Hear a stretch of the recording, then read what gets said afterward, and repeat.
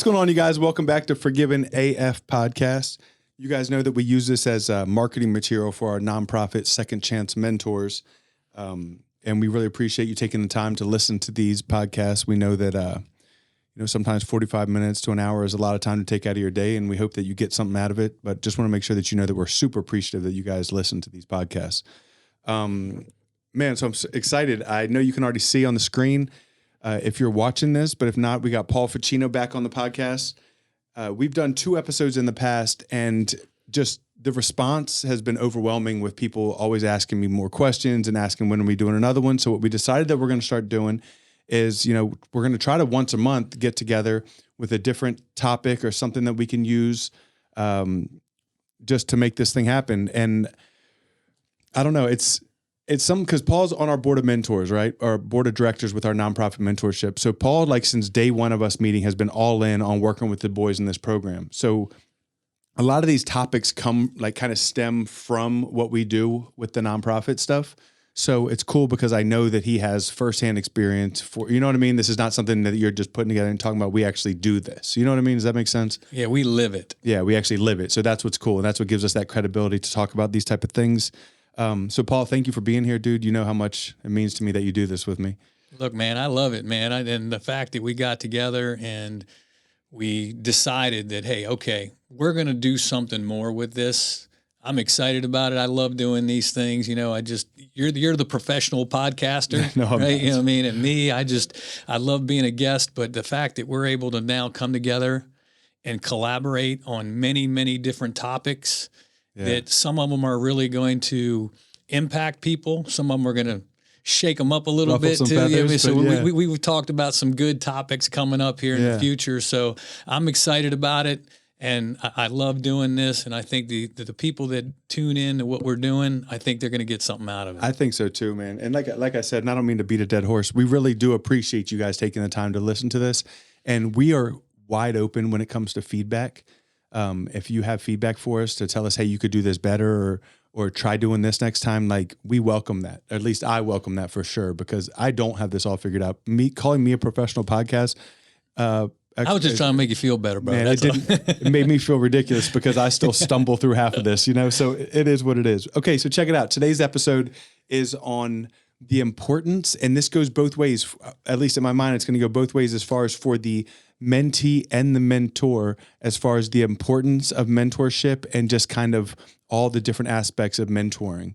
So to start off with that, I kind of wanted to go into what are the first question I had for you and for us to discuss is kind of what are the core values of, being a mentor and mentorship. Well, what I want to do before we even hit that, if you don't mind, is our previous podcast was on serving. Good. And I think that we had a really, really good response on just talking about different ways people can serve. And give back, yeah. Right? And there are many, many different ways. We're not going to revisit those on this, but that's what birthed this conversation, right? That's good. So we both, which is interesting about how we both operate, we understand that mentoring is a way to serve. 100%. And mentoring to us is natural. It's something that we're drawn to do. And one of the things about mentoring that's going to come up through this conversation is it's a great way to serve.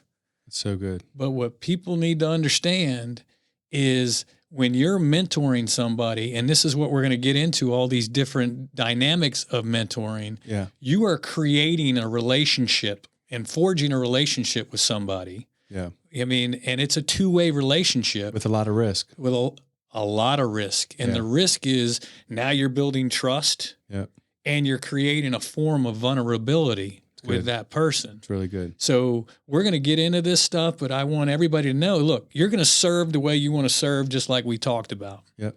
But if you have a passion, if it's in your heart to mentor, this is going to be a great podcast for you. You just hit something on the head. And I want to get this. Hopefully he hears this, or hope someone knows him and, says, hey man, did you hear they were talking about you on Forgiven AF?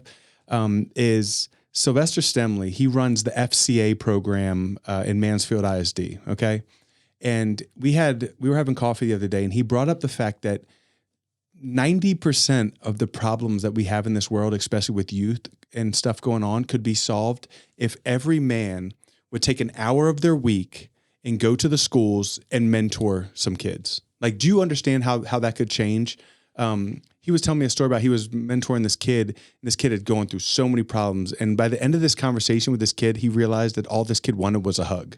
Like, I know that sounds pretty corny, but just hearing him talk about, and he even came at us on the golf thing. He goes, man, if men could take 30 minutes out of their golf game and go sit down with a high school kid, do you realize all the change that could come from that? Well, I mean, look, we have a systemic problem in today's society. I mean, the family unit's being pulled apart, and there's lots of different things. We're going to touch on some of those little details, and maybe in the future we're going to do a whole podcast on that. But at the end of the day, one of the things and the reasons why mentorship is such a big deal is because there's the absence of parental guidance. Yeah. And in some cases, fathers, right? Most cases. Right. I mean, I got to be careful, right? Yeah, but not with that one. Yeah. I mean, and we see it in Second Chance. Big time. Right. You know what I mean? And these kids, I don't care how hard you may think they are on the outside. Oh, that's good. They're broken on the inside. That's so good. Yeah. All they need is, look, everybody, all we want is love, right? Yeah. We want to be validated on how we feel, and we want love. Man, that's good. I mean, that's what we're after. It's so true. And with mentoring, that's what you're providing to these people. Yeah. You're providing validation and love. That's good. Let's jump into this now. Back to the question that I tried to start, but I'm glad you cut me off there because we did need a little bit of leading into this of why we're going in this direction and the importance of it. And the first kind of topic we have here are just the core values of mentorship, which, take over on that. All right. Well, I mean, we created these core values of mentorship, and I'll run through them real quick, and then we're going to go back and just touch on a couple. I like that. The first is honesty and transparency. The second is shared thoughts and feedback, constructive feedback, active listening, setting clear expectations and goals, consistency, and empathy. Man, I could go on and on about each one of these. Yeah, and I think we need to touch on them, but these are the core values of being a mentor. I agree. And then like the honesty and transparency, this is the part of being a mentor that is extremely important because, again, I think it's what you bring to Second Chance, which is authenticity. Your story and the way you conduct yourself, you're very authentic. And if you're going to mentor anybody, let's be honest, people can read through BS. So true. Right? And if you're coming to a kid, I don't care if it's a woman coming to a girl or a man coming to a boy and trying to mentor them, they'll know very quickly if you're full of it. It's so true. And even on a deeper level than that, a lot of men carry themselves with this fake toughness and this tough guy persona where that doesn't help these kids grow. Like basically when I'm trying to be with these kids, I want to show them the vulnerability. I want to show them the softer, weaker sides of myself to where they can, because anybody can act tough all the time. These kids are already good at that. But what these kids don't understand how to do is how to dig in and say, hey, Shawn, I'm lonely. Or Shawn, this happened with my dad. And sharing those type of things. And if you're not creating a space where these kids can be open and vulnerable because you're just a tough guy, you cut off all that chances of transparency. Authenticity breeds being authentic. Yeah. You can't get authentic from somebody if you're not being authentic. It doesn't work that way. That's good. Let's go to the next one. Sharing your thoughts and feedback constructively. I feel like that's a really good one too, because a lot of these kids and even grownups, sometimes we're like told what to do and we're told what we're doing wrong. And then when constructive feedback does come into their lives, they don't know how to handle it. So this can set them up, giving them constructive feedback. Hey, I know you did this, this, and this. Why don't you try this differently? So now that when they get into the workforce or they get in front of people that matter, they know how to take that constructive criticism. Well, what they learn is the difference between being criticized and receiving constructive criticism. That's good. Yeah. I mean, that's the goal, because if everything is perceived as being critical and being criticized, they're going to rebel. And they're going to shut you down. With these kids, I see it all the time. I mean, there's kids in the past that have quit the program because I tried to give them some feedback on like, hey man, why don't you try to do this in your life? Oh, I'm gonna do me. Well, like, whoa, who do we lose? We lost Shawn. Yeah, that's exactly that's what I'm talking about. Yeah, no, it was sad. And that's not something I cried over that. I did too. You know what I mean? Like, but he didn't want to. He was one of my boys. I know, but he didn't want to listen to anything that we had to. And at some point, you know what I mean? I still reach out to him. We didn't kick him out. No, he's still on my group text. Yeah, I'm still like, hey, I love you. Like, I hope, but he couldn't take advice. He couldn't take that. So I'm still praying for him that he'll come back and know that we love him. But yeah, that's just these kids need to learn how to take constructive criticism and not take it as criticism. That's good. What's the next one? Active listening. I mean, being attentive, right? And what this does is it demonstrates sympathy, right? You know, I mean, we'll get into empathy at the end, but there's a difference between empathy and sympathy. So if you're an active listener, you're being sympathetic to that person. You're taking your time, and all you got to do is listen. You might not even understand their perspective. That's where empathy comes in, right? Yeah. But at least you can sympathize with their position. And sometimes, and let me be honest, this is one of my biggest struggles. This is one of the ones I struggle with because one of my biggest, personal defects is I listen to speak. Like I'm waiting to while someone's talking, I'm already like forming what I'm going to say. And I feel like when you're an active listener, some of these kids just want someone to talk to. Validation. Like, they just want someone to listen to them. You know what I mean? So like sometimes just being there and being an ear for someone to speak to and to talk to, you're already helping them. Well, let's be honest. You can take that into everybody's marriage. What is one of the biggest causes of divorce is poor communication. Well, and lack of validation for what you're feeling, right? One person is the only one that matters, right? And then if somebody's not validated, you just shut down and end. You know what I mean? Yep. So, I mean, in mentoring, you have to be an active listener. Make them understand that you're sympathetic to what they're going through. That's good. The next one is setting clear expectations and setting clear goals. I think you do this well. I think you ought to touch on this because one of the things that you do, and you need to touch on this with Second Chance, is what do you make everybody do? We do goal setting like regularly. That's one of my because I feel like I went through my life without any clear goals set, and I would just allowed myself to get pulled in any direction because I didn't have an end goal of where I wanted to end up. So I feel like, and we're about to do it tomorrow on Saturday at our next meeting. We're going to do more goal setting because then you can also, goal setting gives you a way to check accountability. Okay, so last time you told me your goal was to get your driver's license. What have you done now towards getting your driver's license? So setting clear goals helps you with the accountability aspect of making sure those people or those kids are going in the right direction. I mean, that's good. I mean, that's perfect. I think this next one is the most important one. I think it definitely is, and that's consistency. And it's interesting that, I used to do the church youth group. Yeah. And we would do a huddle before the church youth started, that the event would start. And the key and the goal for the church mentors was consistency. Yeah, I think that's big. Consistency is the only way that you can build trust and create a lasting impact. Yeah. You cannot have a lasting impact with anybody in a chance meeting or a one-off. The only way you're truly going to impact their life is to be a consistent part of their life. That's good. And most of the kids in our program, have fathers who have zero consistency.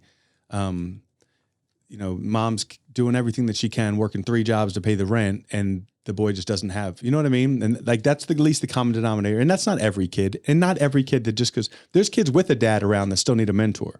Right. Yes, you know what I mean? Like, absolutely. Because there's only so much that a dad, once that father-son relationship, and there's so much of that do as I say, not as I do type, I'm going to tell you what to do stuff.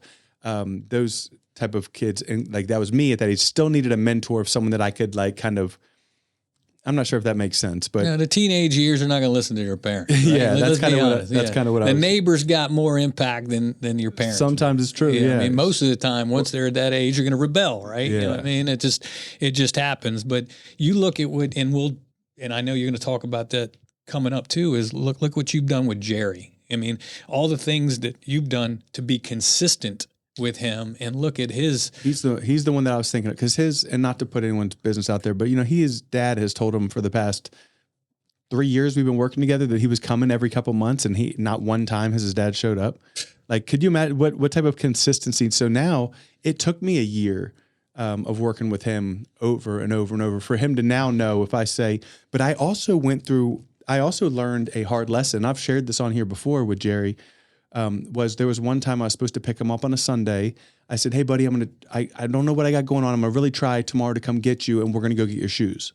Well, something came up with church after church, and then something came up with my wife, and it didn't work out for me to pick him up on Sunday. In my mind, I justified it by, I said, hey, I'm going to try to come get you on Sunday.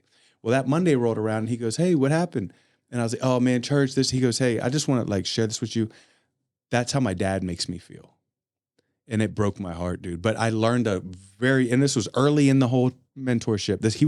Jerry was our first kid.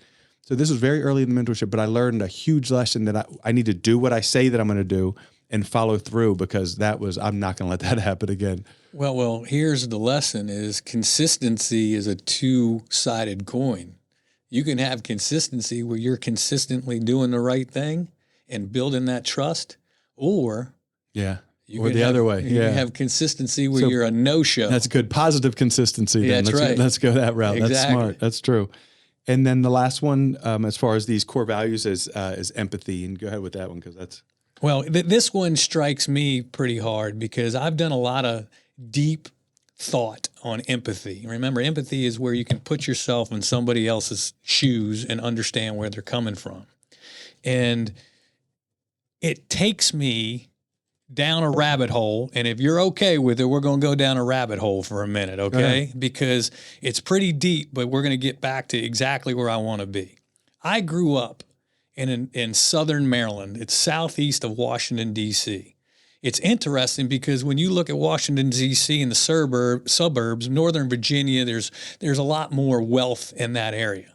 Southern Maryland, when I was growing up, there was no uber wealthy. If it was, I never saw it. So when I grew up, there were people that didn't have running water that went to my schools. It's called an area called Nanjamoy in Southern Maryland. Still to this day, 40 minutes from the nation capital, there are people that don't have running water in their homes. Man. And that's the truth. So I've seen poor, but most of my friends were either upper middle, middle, or lower middle class. When we grew up, I was probably lower middle class. And the interesting thing about coming from an area of lower middle class and just only middle class, then I had experience in Florida where I saw uber wealthy, was around it, and then moving to Texas where I met people that are very uber wealthy. The interesting dichotomy that caught my attention is there is a difference, and it all ties into empathy, between growing up in an environment where you have to survive versus growing up in an environment where you're taught to thrive. I grew up, it was very brutal. It was tough. Food was not plentiful, right? When you have to focus on basic needs, eating, right? There's other things I don't want to talk about that I had to deal with. It teaches you how to survive. Then you meet people and you hear their story that are uber wealthy. They cannot empathize with you. They can sympathize. Yeah. But they don't have the understanding of what it's like to survive.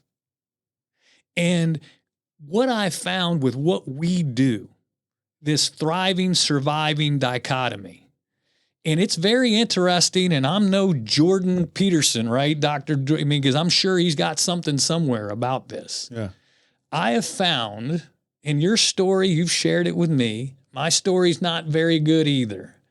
People like us, people out there that have been forced to survive, tend to have more empathy than those who have been put in an environment to thrive. I think that's good, and it makes a lot of sense. it's interesting to me. And I've dissected this many different ways, and cat with a ball, just trying to figure out and try to how to articulate it properly. Yeah. But to me, it is very interesting. And you look in our group, you look at who makes the most mentors, you look at people who really try to serve more. And again, I don't want to step on anybody's toes that's uber wealthy, that does nice things. So please, I'm not coming at you.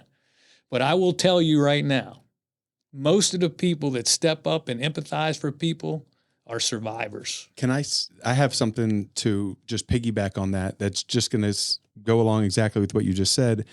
A lot of times the people that I've gone to for hey, will you come speak to our boys in the program? You know, because I know they're really successful, or a lot of times they're more hesitant because they say, I don't have anything to I've never gone through anything. I've never been to prison or done drugs, or they're I don't know how I'm going to relate to these kids.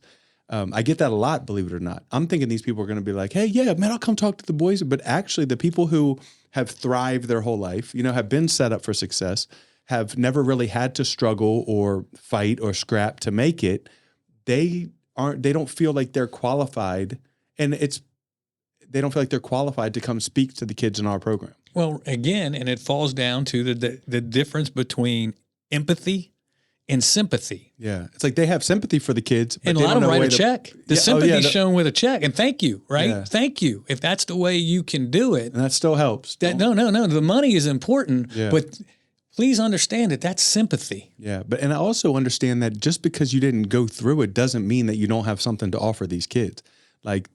They might actually need what you have. Hey, show me what to do once I get money, or show me what type of people I want to associate with to make it in business. You know what I mean? No, absolutely. They just don't realize that there's that connection. They're still looking at the sympathy side of, oh man, poor kid. I don't have any way to relate to that kid. Well, here's a check. And again, that's why you don't push away our money. Yeah, no. We need the money. But again, it's just important. Look, here's the thing is, this is your show, so I'm allowed to say what I think, right? You know what I mean? Maybe this might be the last what we do together, but I'm going to call it what it is. And it's sympathy. And again, sympathy is important in today's world. But the real people that make an impact that's non-monetary are people that can empathize with other people. That's good. It really is good. All right, so now we're going to break up into the next section. The next section are what are the benefits of mentorship. So we started with this whole thing is the importance of mentorship. We started with what are our core values. So we just went through our core values. Now we're going to move into what are the benefits of mentorship. Why don't you go ahead and read through those again, and then we'll go back like we did the last time and dissect them a little bit. Okay, so the benefits of mentorship are personal development, confidence, and self-esteem building, enhanced leadership skills. Oh, I'm sorry, I skipped one. Professional development, enhanced communication skills, an improved work culture, the development of goals, touching on that again, right? Yep. And exposure to different, diverse, and inclusive perspectives, empathy again. And I got some other stuff I want to talk about on that one for sure. Reverse mentoring. That's a good one. And again, that is one that I really want to touch on a little bit too. Advanced skills and behaviors, knowledge and experience transfer. That's another good one too, because you'd be amazed on the lessons that can be conveyed back and forth. Yeah. Enhanced listening skills, going back to one of our core values. It's the one I need. And and then accountability. Yeah, and I love the accountability aspect because it goes both ways. Yes. A lot of these do. For sure. So let's start back at the personal development, confidence, and self-esteem. I could go on and on about this one. The way, and mine's coming from experience, right? Of seeing a kid that first comes to the program, has been kicked out of school. I go meet him at this school. He feels down and out. He feels not worthy, right? And then he gets around us. He gets around a group of men that are pouring into him, loving on him, giving him high fives, giving him ideas that he can do with his life, encouraging him. The next time he comes to a meeting and his head's a little higher. You know what I mean? He's looking a little better. His pants might not be as sagging as they were before. Right. And I'm not coming at anyone now. But you know what I mean? Like little things like that. I've seen with these boys, the confidence, help once we get a kid to graduate, man, some of the biggest smiles I've ever seen on these faces of these kids are the ones that we've walked through graduation. Yeah. The confidence that a couple kids in this program, the principals called us because they were in the office trying to quit, trying to drop out of school. Dr. Mabry, and she would call me and say, can you come up here? I got someone I want you to meet. We went up there. We met. It was me and Garrett. We went up there and we met this kid. And within 3 months, he was so close to graduating high school. Within 3 months, he had graduated high school. And he was like a completely different kid. It's cool to see that. So just all I'm saying there is the self-esteem of being mentored. Well, I mean, again, you touched on it. It's hard to talk about something until you witness it.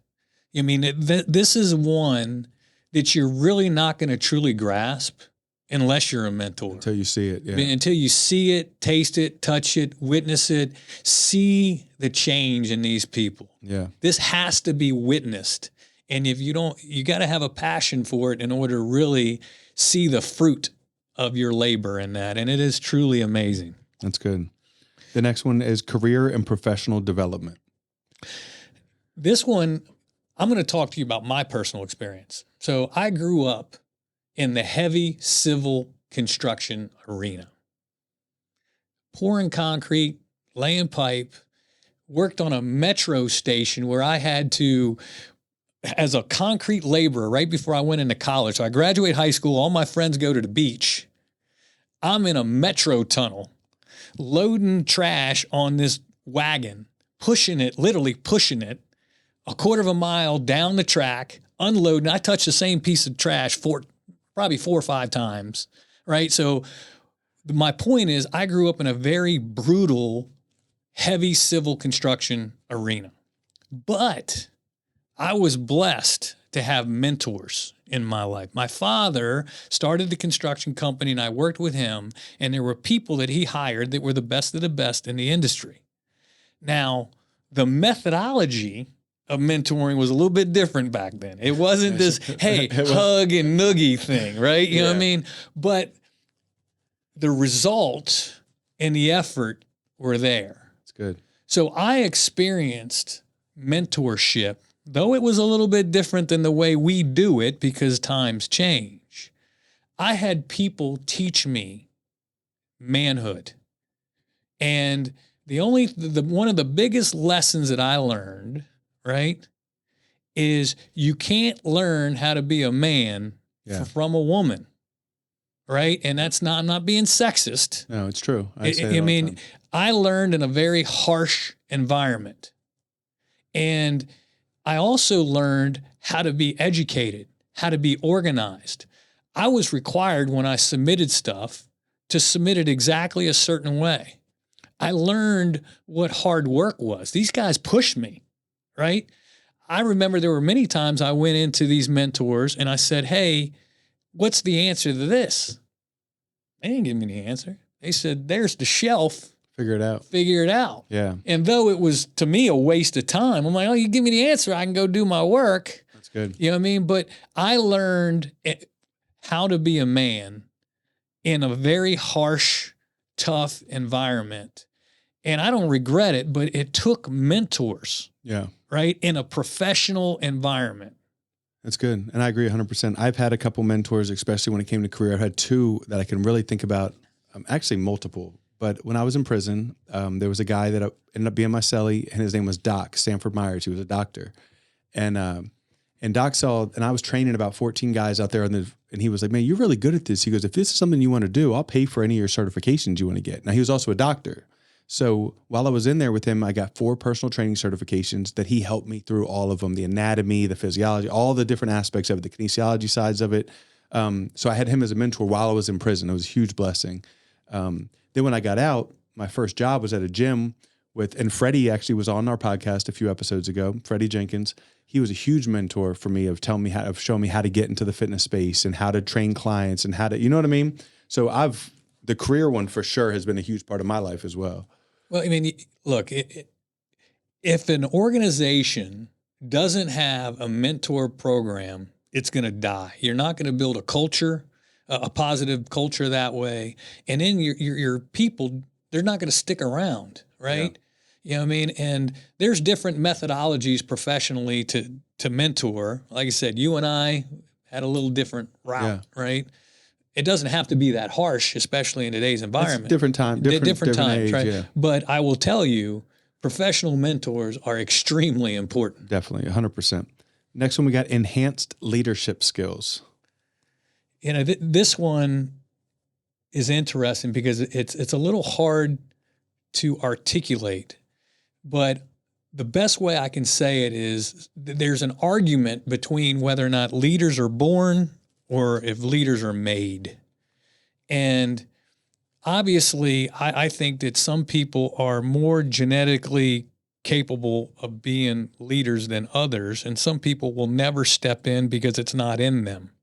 So you got to sort of find that middle ground and say that the right person with the right mentor can really learn how to be a strong leader. I think that's good. I think this is one that I feel a conviction that we need to kind of lean more into as far as with our boys. I don't feel like I'm doing much as far as like growing them to be leaders. Well, it's more of a challenge. Like at the church youth group, you know, when you're around people, I always say, you know, the cream will rise to the top, and it doesn't mean that the people that didn't rise aren't cream, right? So you got to be careful with those types of things.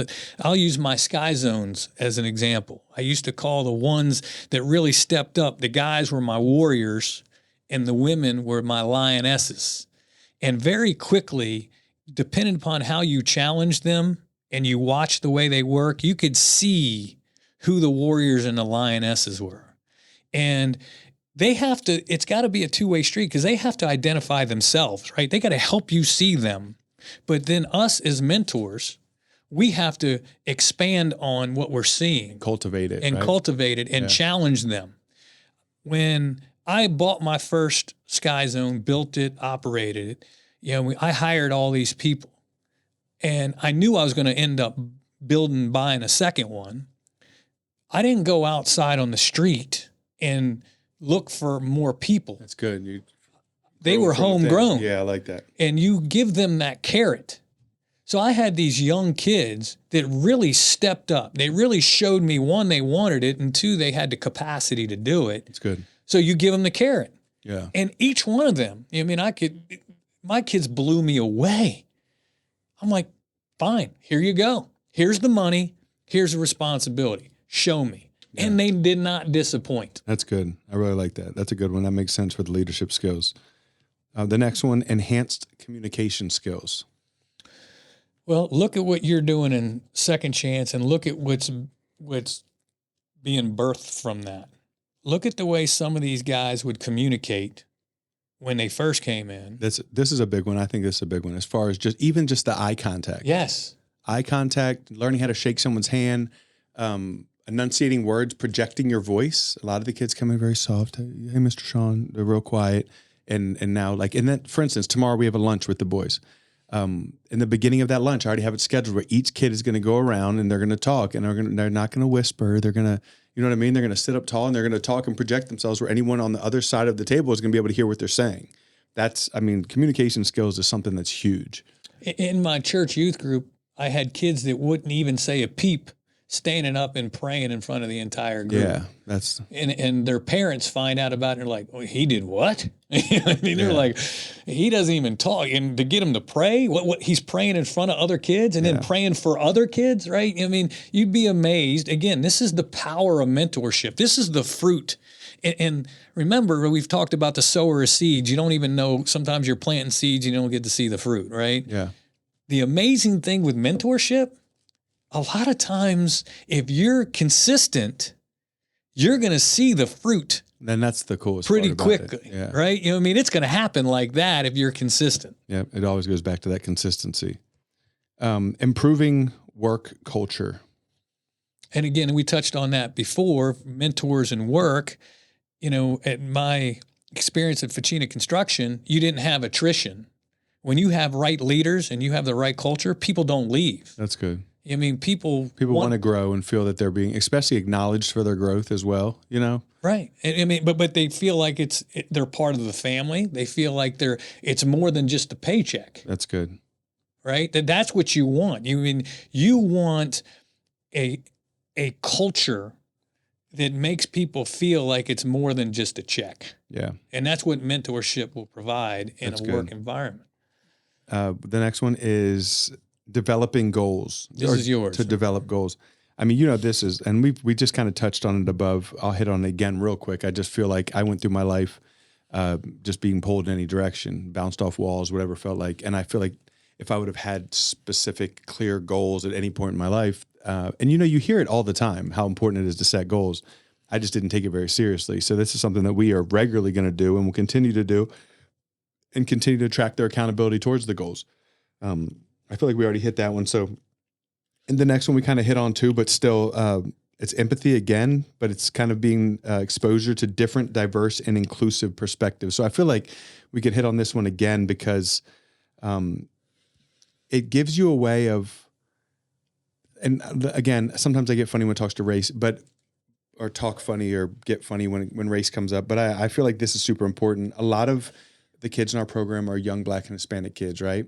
There's a lot of things that they go through in their culture that I haven't had to experience, just to be straightforward. I've never been, no one's ever been racist towards me. You know what I mean? Like I've never had to experience that. But now after learning with these kids and spending time with these kids, I learn my empathy or I'm learning how to have more empathy towards some of the things that they go through, that I've never experienced before. I don't know if that makes sense, but no, it does. And I have two things that, because again, the race subject is one of those little taboo things. You got to really be careful, but it's important. It's important. We got to talk about it. Yeah. So there's two parts for me, right? I bought those Sky Zones, right? And operated the Sky Zones. Yep. 95% of my staff was young Black teenagers, boys and girls. So here I am, a gray-haired old white guy, and 95% of my staff is Black. I grew up in Southern Maryland, and it's a very racially diverse, it's Black and white. I always grew up Black and white. It was not a white area where I grew up. Me neither. So my friends, everything, we were very, sure there was racial things that I heard about. I never witnessed it, right? You know what I mean? And I never felt it. But my businesses turned into what that community looked like. Yeah. So what I learned, and again, I have my lions and lionesses like I talked about, all the people that stepped up for me were young Black kids. I had an open door policy. You know what I mean? My mentorship, that's really where I started getting a real passion for mentorship, because those kids took an interest in me. And it comes into that reverse mentoring. Yeah. They taught me. They opened my eyes. So good. I've learned a ton from our boys. Yeah, absolutely. So that's one. The other thing is athletics. Athletics, if you're playing football or baseball in an area that's very racial diverse, you're going to have different races on your team. Yeah. And there's no better equalizer than sports. Because when you line up across somebody, it doesn't matter what color they are, it matters how athletic they are. Yeah. Right? Color goes out the window. That's good. It's who's the person that's going to be the best for that position. Yeah. Fortunately for me, my old high school football coach is Coach Larry Johnson, who coaches at Ohio State right now. He is one of the most amazing men ever, a strong Black leader. And he was my coach in the 80s, before all of this equity and inclusion stuff. And him and his family were loved in our community. Racial tension and racial ideology comes from being learned, right? When you grow up and you don't hear about it, you don't see it, you don't know nothing about it. It's learned. I'm sorry. Yeah. You know That's what I mean? true. Definitely. You know what I mean? And the narrative is to try to divide. Yeah. I had, and I was blessed to have, a strong Black leader in my life at a very young age. I never learned how to be racist. I'm me too. Like I'm the exact same way. My dad pushed the opposite of that on me growing up, about how important diversity was and how important inclusion was and how important it was to have different races, you know? No, but how, me as a young white kid with a strong black coach who actually has authority over me. Yeah. He's going to decide whether or not I play or not, right? Yep. So there's no racial thing there. He's a coach, and I look at him as the coach. And I never learned how to be racist. My teammates were half of us were white, half of us were black. All we wanted to do was win, and we did. Yeah. We won state championships together. So we came together. So this whole idea of exposure to different and diverse, inclusive perspectives. It's so healthy and important. Yeah, and if you don't grow up in it, you don't understand it, right? Yeah. And racism comes from ignorance and bad teachers. That's so true. There's Yeah, two I mean, things. that's what does it. Lack of knowledge and bad advice. That's right. That's and good. just total freaking ignorance. Yeah. And thank God for me, I had a very strong black leader in my life, and I never learned how to be racist. Yeah, that's good. And I agree with you 100%. A lot of my mentors were black as well. Advanced skills and behavior. So advanced skills and behavior. I call this one, when I thought about this one, learned maturity. So maturity comes one of two ways, either just by natural circumstances as you grow and you just happen to get through life. But when you have a strong mentor, one of the mentor's goals is to teach you how to become mature. Look what you've done with Jerry. I really like that. And I like to I'm putting these next two together, the advanced skills and behavior and knowledge and experience transfer. I'm going to combine those because one thing that I really like with mentorship and I've gotten a lot of myself is I might not have to make the mistake because you already told me about it and what not to do. Does that make sense? Yeah. So I can learn, oh, you made that mistake and what happened? Okay. So because of that experience transfer, I can now know, you know what, I'm not going to step in that pothole because my mentor already told me what happens if I step in that pothole.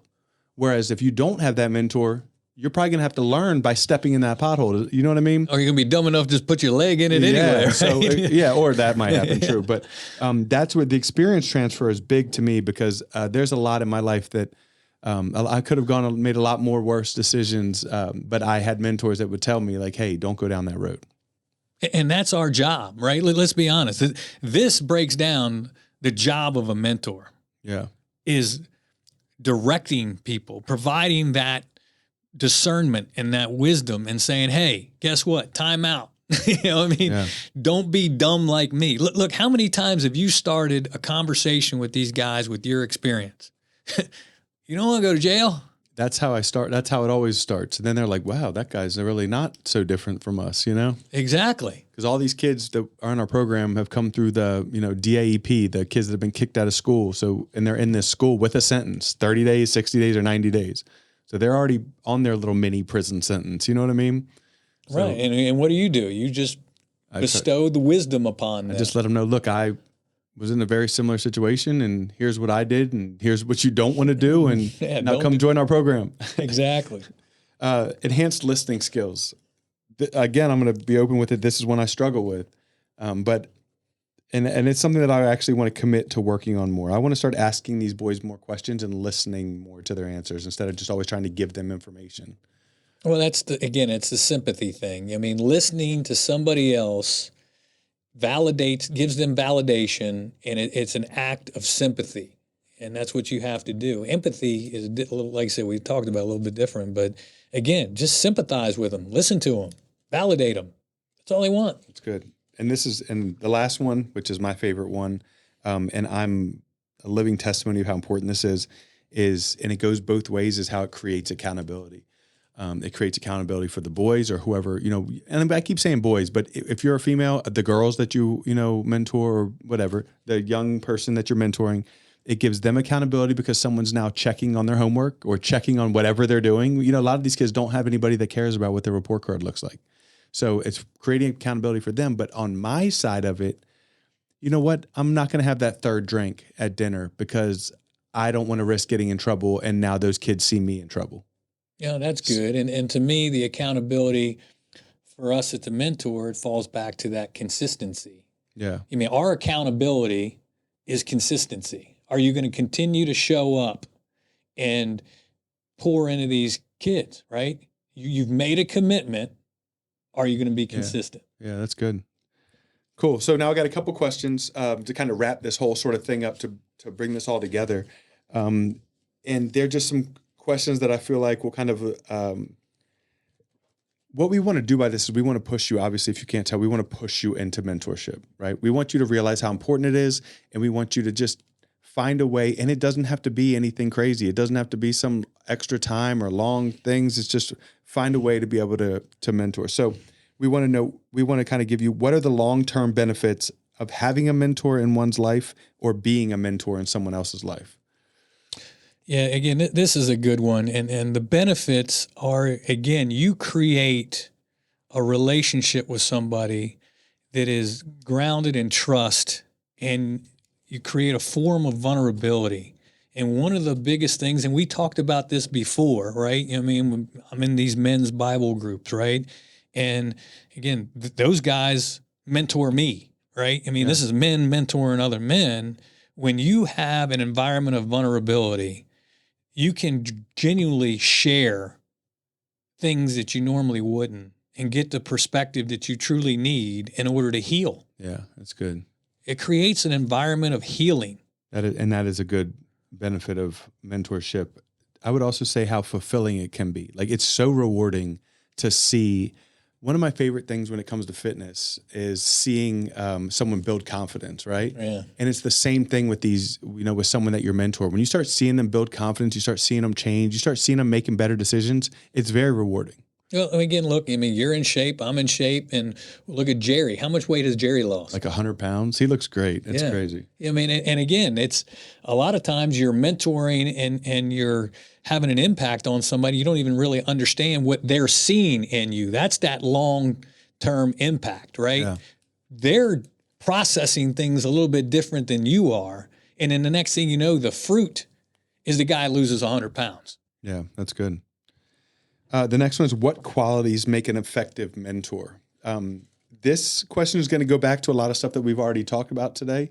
But as far as, being a good listener, or being consistent, or having the time to do things, but one to me is,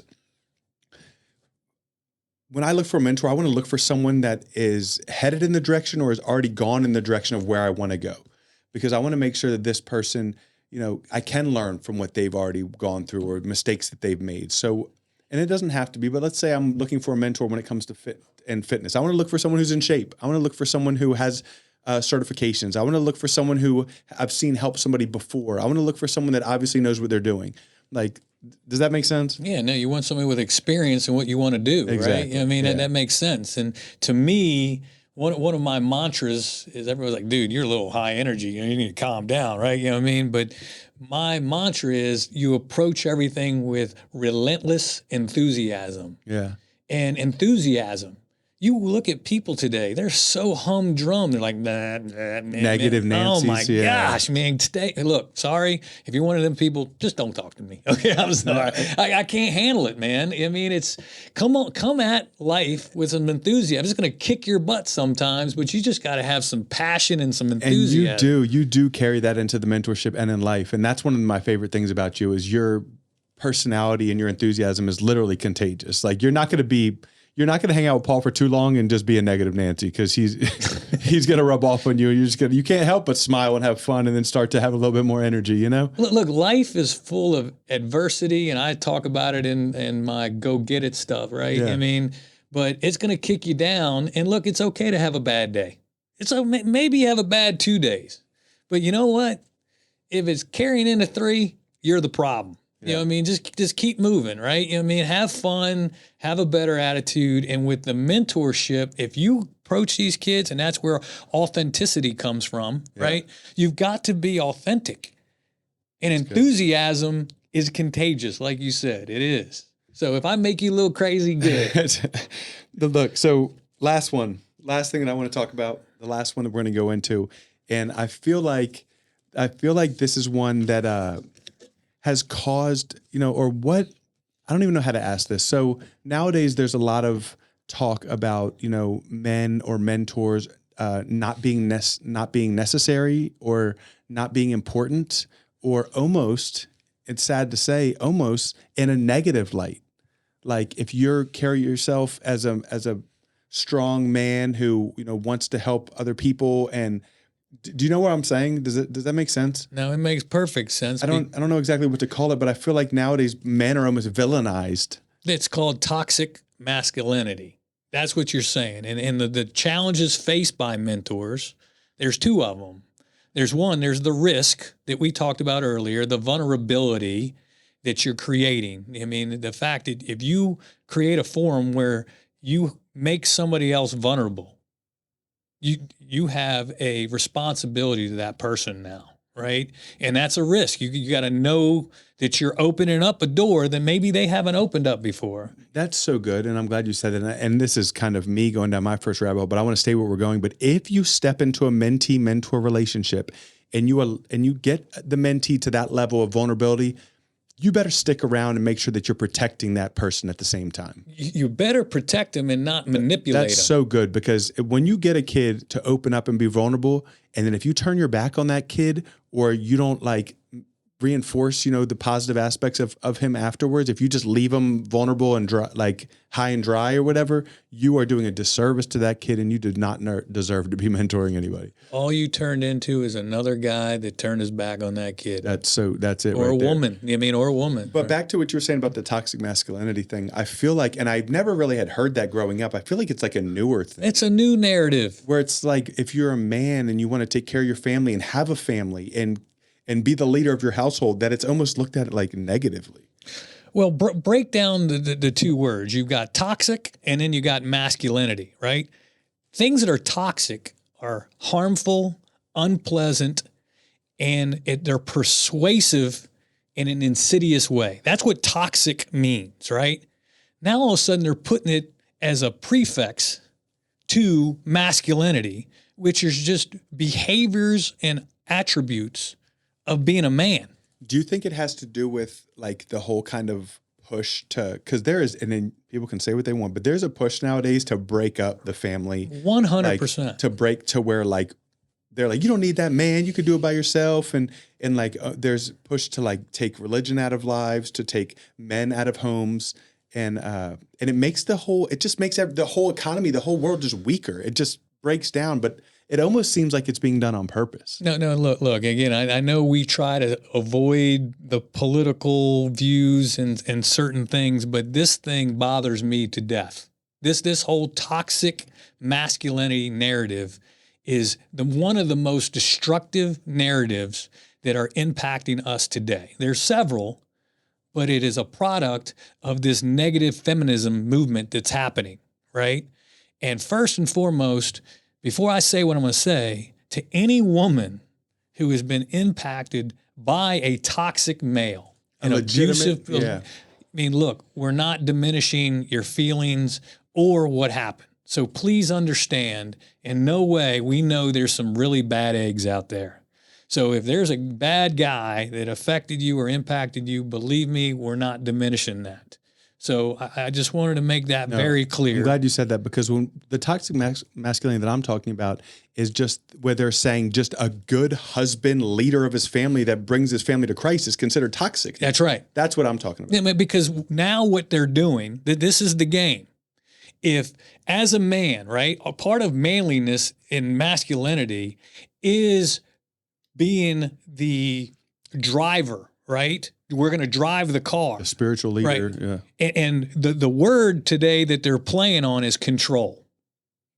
Oh, you got to control everything, right? So a toxic masculine trait is now control. What? I mean, hold it. I mean, men by nature control. That's what we do. And it doesn't mean that we're trying to discount what a woman or whoever is trying to input into it. We are naturally got people that are the producers. And remember, we were the ones in the fields. We were the ones, the steel workers. I mean, right? So it's genetically in us. So yeah, we're going to control something but it's not meant in the sense of you can't do anything. Or bringing someone else down. Right. It's actually the opposite of It's that. the It's to opposite. bring our family up or to bring the people around us up. And I don't know if it was just being used as a term that was about the negative men who are toxic, like you were saying, the abusers or the trash men. If it was being used about those men, I would go along with it. You know what I mean? Misogynist, that is toxic. Misogynist, right? Yeah, I mean, yeah. But it's not. We're not talking about that. It's being used about saying you don't need no man. That's toxic masculinity. You don't need no man. And that's just not, for me, it's not biblical, and that's important to me. It's not what Jesus ever talks about in the Bible. He talks about the man being the leader of his home. But let's go back to also saying about how the man is supposed to love and cherish and respect his family, right? And his wife. Well, actually, biblically, the man is to love and lead. Yes. That we have two orders biblically: to love our wives like Christ loved the church. Yeah. And to lead our family, be the spiritual leaders, be the leaders of the household. Those are our biblical directives. And I believe that even those are being called toxic masculinity. They are. That's because wrong. now the leadership role is being called control. Yeah, that makes sense. And understand why. They are doing this to shred the Judeo-Christian doctrine that this country was built on and what the foundation of the church is.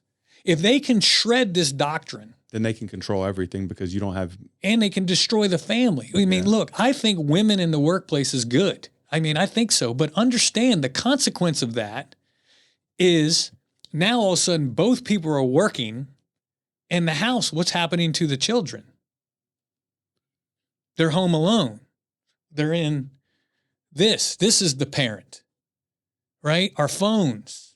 So we can't help it because of the cost of everything. And again, if a woman wants to work, do it. I mean, I think it's a good thing too. So you're wrestling with these whole concepts, right? But at the end of the day, if you're going to work, if both people are going to work, you need to work that much harder to keep the family together. Yeah, you need to make time together and make sure that you're yoked, right? Yeah. That's what the Bible says. We need to be yoked. That's good. And that's what's happening. The whole premise is to break up the traditional family. Yeah, and that's why mentorship is so important, and having strong men leaders and having strong, and like you said, it's not about saying women can't lead or women shouldn't be. Right. But it's just about saying that having a strong male mentor or positive influence in your life is a necessity. Well, let's touch on it too. So if there's a woman out there, if you're a single woman and you got kids and you're the leader of the house, right? You're going to control the finances. You're going to do all the things that a man is doing, right? Are you toxic? You're not toxic. You're just falling in line and making sure that you're protecting your household. Yeah. So it's just it's just the push on men. Yeah. Yeah. And why is the man the toxic one? Yeah. And you got to ask yourself, the point of this conversation is to challenge the narrative that we're all being fed. This narrative is destructive. Not all men that are masculine are toxic. Yeah. I mean, look, we're in shape. We got a couple tattoos. Oh, we're toxic because we look like that. We work out and we got a tattoo or two. Yeah. No. I feel you. No, you're a good father. You're a good husband, right? Do me a favor, people. Lose this term toxic. Lose it because it's destructive. That's my point. And in mentorship, this is what's hurting us. Yeah. It's making it where people feel like, oh, I don't need this man in my life. I heard men are toxic masculinity. I don't need a leader like that. Or I don't want my son to go talk to this guy. Oh, that's good too. Yeah. See what I'm saying? Yeah. Why do I want him to talk to that guy? Yeah. And now what you do is you have this alpha beta discussion, right? Alpha men are toxic. Passive aggressive beta men or whatever are. I mean, what's happening? Yeah. No, it's good. It definitely makes sense. I mean, I think that's enough. I think that's good. I think that was a lot of information. Well, now we pissed everybody off here at the end. They know, hey, people that listen to this show, they're going to agree with us. They know where it's at, and they know where our hearts are at. They know that we love them, and this is not ever coming at anybody. It's what we want people to be able to learn from some of the things that we go through or we've seen or that we really strongly believe can help people. And that's all this is. The only thing I want to leave with again is if you're only serving yourself, you're not serving. Yep. And serving ain't about you. We talk about that all the time. It's good. And then the only other thing I want to tell you with what we touched on towards the end is men are not toxic. Narratives are. Yeah. False, destructive narratives are what is toxic. That's good. And if you're in a family, I'm telling you, you need to be yoked together. That's what you need to do. You need to fight through this together, stay together, and make sure that husband and wife are yoked. That's good. Thank you guys for listening. That's all we got. Tomorrow we are taking the boys to Meehan's Steakhouse. We've got about 7 boys and 6 mentors, and we're going to get together. We're going to do our goal setting. We're going to do all of our, we've got Kevin Carey, who was a guest on this show maybe a year ago, who wrote a book called Mountain Movers. He's going to come and talk to the boys. And Great book. Great book, great guy. He's going to come talk to the boys. We got a couple new mentors that are going to show up and kind of tell about themselves. So I'm super excited about tomorrow. And then I'm also really excited about our next guest. He's a Christian rapper named ASAP Preach. Really good guy, loves the Lord and is out spreading the message through Christian rap. So I'm excited to have him on the show. Remember that you're loved and you're forgiven and there's nothing you can do about it. Peace.